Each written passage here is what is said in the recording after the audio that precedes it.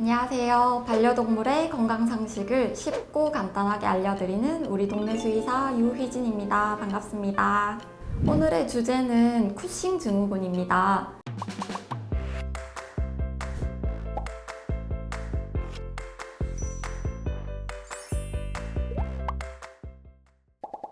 쿠싱 증후군에 대해서 들어보셨나요? 우선은 사람에게서는 흔한 질환이 아니어서 조금 낯선 질환일 수 있지만 우리 앞서서 주제로 탈모로 얘기를 했을 때 원인 중에 호르몬 질환 중에서 쿠싱 증후군이 있었습니다. 그래서 오늘은 쿠싱 증후군에 대해서 알아볼 건데 우선 쿠싱 증후군이란 부신 겉질 기능 항진증이라고도 합니다. 부신이라는 장기가 신장 주변에 있는 작은 장기를 말합니다. 부신에서는 호르몬을 분비하는 기능을 하고 있는데 그 중에서도 스테로이드 호르몬인 코티솔이 과잉 분비되면서 나타나는 질환을 말합니다. 그래서 코티솔이 많아지게 되면은 여러 가지 아주 많은 증상들이 나타나는데요. 우선 원인부터 살펴볼게요. 원인은 크게 세 가지로 나눌 수가 있습니다. 첫 번째, PDH. 뇌하수체 의존성 쿠싱 증후군 혹은 뇌하수체 의존성 부신 겉질 기능 항진증이라고 말합니다. 뇌하수체에서 부신으로 코티솔을 분비를 해라 라는 신호를 보내요. HTH라는 호르몬인데 그러면 뇌하수체에서 문제가 있는 경우, 특히 종양성인 경우에 HTH가 많이 분비되게 되고 그러면 부신은 신호를 많이 받게 되니까 코티솔을 많이 분비할 수밖에 없겠죠. 요 원인이 거의 강아지에서는 7~80% 정도가 해당됩니다. 그래서 가장 흔하게 발생되는 쿠싱 증후군의 원인이 되겠고요. 그리고 두 번째는 ADH, 부신 종양 의존성 혹은 부신 종양성 쿠싱 증후군이라고 합니다.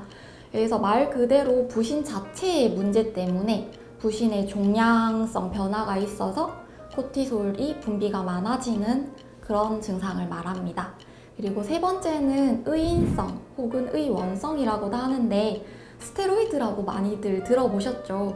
보통 알러지가 있거나 면역 매개성 질환이 있거나 했을 때 스테로이드 호르몬을 많이 약으로 쓸 수밖에 없는데 이게 양날의 검이에요. 정말 필요한 약이지만 어떻게 쓰면은 쿠싱과 같은 증상들을 발현하는 경우가 있어요.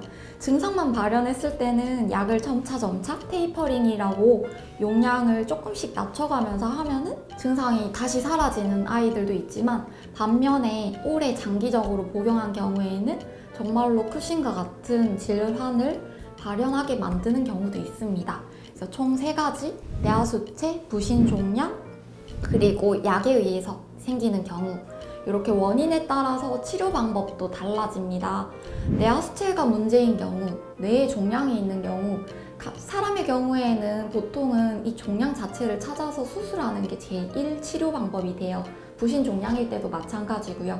근데 강아지는 아직은 안타깝게도 뇌 종양을 제거하는 수술이 아직까지는 많이 발전되지 못하고 확립되지 못해서 보통은 1번 원인인 경우에는 내복약을 많이 투약하는 편이고, 그리고 두 번째, 부신 종양인 경우에는 CT를 찍어봐요. 그래서 부신이 이제 대정맥 근처에 이렇게 붙어 있는 경우도 있기 때문에 CT로 인해서 다른 장기에 혹시 전이가 된 건 없는지 혹은 대정맥 아주 중요한 혈관 주변에 침습하진 않았는지 이런 것들을 평가해서 종양을 제거할 수 있는가, 혹은 제거를 못한다면 사실 부작용이 조금 작지는 않은 수술이고 난이도가 조금 있는 편이어서 결국에는 내복약 치료로 간다든지 그러시기도 하고요. 의원성인 경우에는 보통은 일단 첫 번째로 지금 복용하고 있는 스테로이드를 끊어달라고 말씀을 드려요.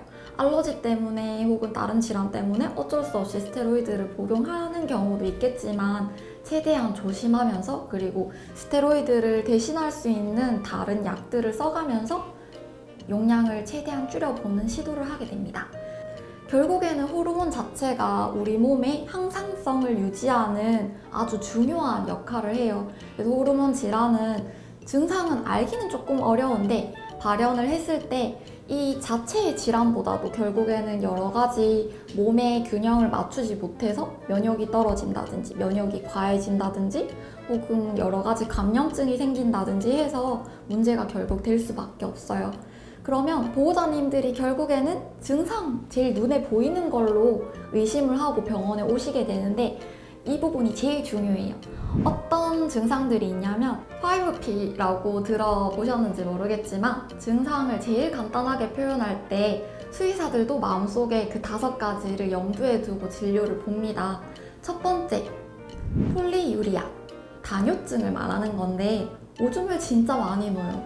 그래서 정말 먹는 물량보다도 물도 많이 마시지만 그만큼 오줌을 정말 많이 넣어서 보호자님이 보통은 애가 갑자기 오줌을 너무 많이 넣어요. 패드 한 장을 다 적실 만큼 놉니다. 혹은 찔끔찔끔 자주 놉니다. 횟수도 많고 양도 많고 혹은 횟수가 안 많아도 양이 지나치게 많다던가 그런 증상으로 내원을 하시고요. 그리고 폴리딥시아, 많이 물을 많이 마시는 증상을 말하는데 요거는 킬로그램당 정상인 강아지가 마시는 음수량을 50ml라고 설명을 보통 해드리거든요. 근데 쿠싱 증후군을 앓고 있는 강아지들은 보통은 들어보면 평소에 먹는 양의 2배 정도 100ml 가까이도 많이 마신다고 해요. 그래서 물을 많이 먹고 오줌을 많이 누는 다음 단뇨라고 하는 증상을 보이게 되고요. 그리고 보통은 보호자님들이 이 질환을 심각하게 여기지 못하는 이유 중에 하나가 폴리파지아, 다식이에요.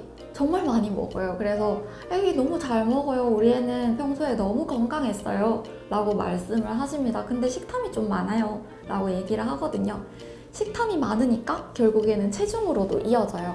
네 번째, 팟벨리. 배가 볼록한 아이들을 말하는데 사람은 체중이 이유 없이 갑자기 많이 늘었을 때 쿠싱 증후군을 의사분들이 많이 이제 고민을 하신다고 하시더라고요.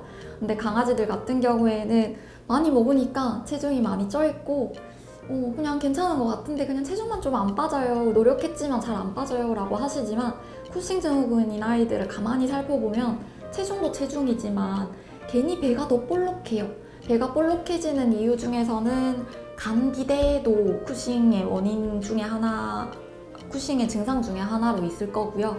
그리고 괜히 복부에 지방이 많아진다든지 혹은 피부가 얇아졌기 때문에 전신에 또 사지에 근육이 빠지고 배의 근육도 빠지면서 배가 더 볼록하게 느껴지는, 사지는 말라가는 그런 증상들을 보이게 됩니다. 마지막 P가 남았는데 5번째, 팬팅입니다. 팬팅은 강아지들이 헥헥거린다 라고 우리 한국말로 표현을 하는데 보통은 우리 강아지들이 체온 조절을 할 때, 더울 때 헥헥거리죠. 열을 발산하기 위해서. 그리고 병원에 오면 사실 제가 만나는 강아지들이 보통은 헥헥대고 있어요.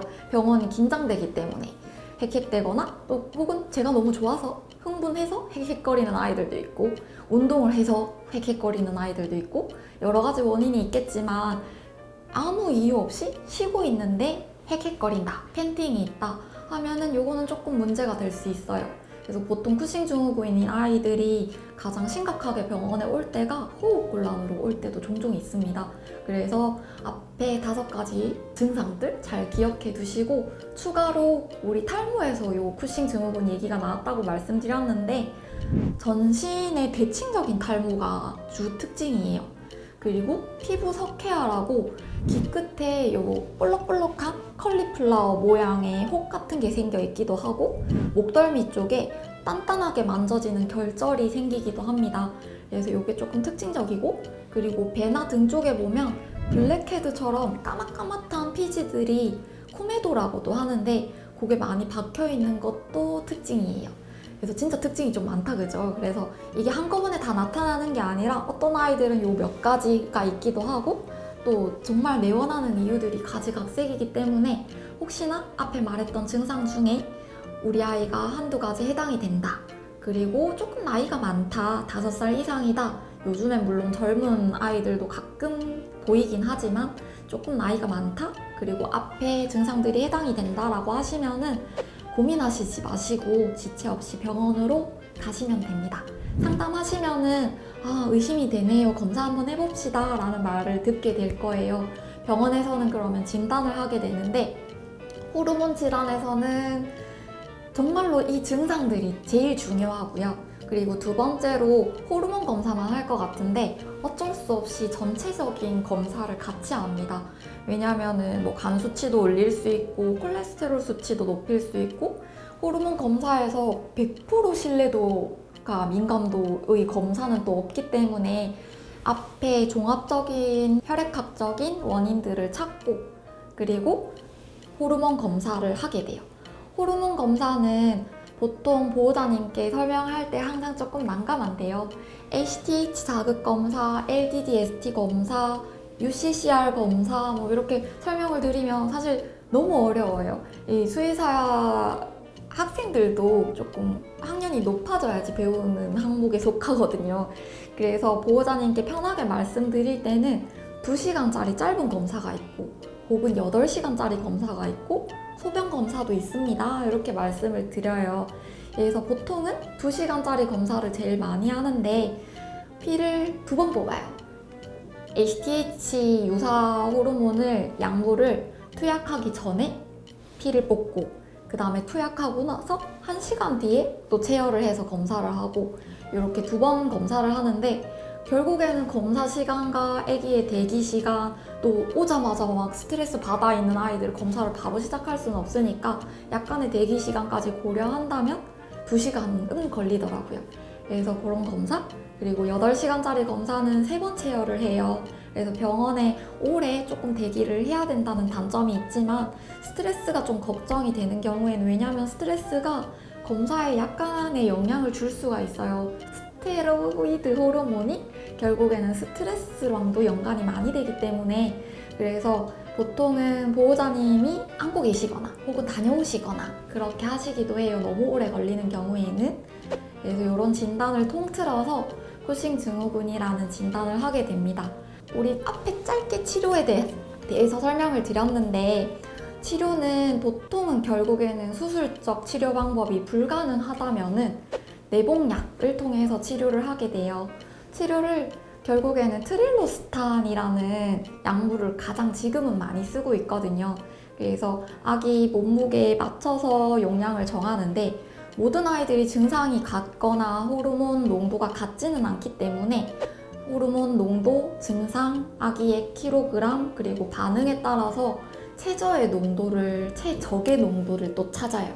그래서 제일 적게 써보고 2주 정도 뒤에 아기 반응과 그리고 HTH 검사를 또 해보고 농도를 찾고 농도가 맞지 않다면 용량을 또 조절하고 조금 사실 되게 오래 걸리기도 하고 비용도 많이 들고 보호자님도 강아지도 지치는 질환이기는 한데 이 검사와 진단이 중요한 게 혹시나 쿠싱이 아닌 아이에게 쿠싱약을 평생 급여하세요 이러면 안 되기 때문에 거기다가 비용도 사실 약값도 나중에 많이 드는데 이런 약을 섣불리 쓰게 될까봐 그리고 약의 농도를 혹여나 너무 높게 설정을 해서 아이에게 부작용이 사실 없는 약은 아니거든요.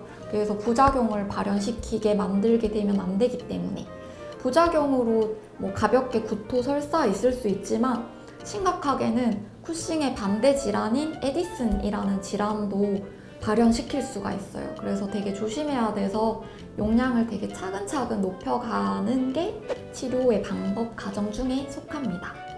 마지막으로 쿠싱을 꼭 치료해야 되나요? 아니면은 쿠싱을 그럼 약을 먹이기 시작하면 평생 급여를 해야 되나요? 보호자님들이 가장 많이 질문하시는 것들 중에 하나예요. 정말 안타깝지만 결국에는 평생 관리 질환입니다. 쿠싱 자체로는 사망하는 아이가 거의 없어요. 뭐 종양성, 부신 종양 이런 건 조금 이유가 떨어지기도 하지만 뇌하수체성 쿠싱 증후군인 경우에는 보통 내복약 관리 잘하고 나면은 3년 이상은 살 수 있는 경우가 많거든요. 근데 일단 관리를 혹시나 안 하게 된다면 합병증이 좀 많아요, 생각보다. 일단은 당뇨랑도 되게 밀접한 관련이 있고요. 그리고 췌장염도 있고 그리고 폐혈전이 있어서 폐성 고혈압 같은 것도 생기고 그냥 전신 고혈압도 생기기도 하고 결국에는 심장병, 콩팥 질환, 췌장 모든 장기들이 탈이 나게 되면서 전신적으로 쇠약해지고 근본 원인이 해결이 안 되니까 복합적인 질환을 나중에는 모두 관리해야 되는 위험한 순간이 옵니다. 우리가 사실 노화를 막을 수는 없잖아요. 애기들이 노화가 진행됨에 있어서 항상 아파 보여요. 뭔가 기력도 떨어져 보이고 피부도 푸석푸석하고 피부병도 계속 뭔가 안 낫는 것 같고 평소에 있던 애기들과 달라지는 모습이 보이죠. 근데 이거를 질환을 예전에 치매 얘기할 때도 말씀드렸지만 모든 게 노화에 의해서다. 우리 아이는 나이가 들어서 그렇다라고 넘겨버리면 안 되는 경우도 아쉬운 경우도 생기거든요. 그래서 비슷한 증상이 생겼을 때는 꼭 담당 수의사분과 많은 의논해보시고 진단을 받아서 모든 아이들이 조금 더 빨리 해결을 할 수 있는 상황이 됐으면 좋겠습니다. 오늘은 쿠싱 증후군에 대해서 아주 간단하게 설명해 보았는데 도움이 되셨다면 구독과 좋아요 부탁드립니다. 감사합니다.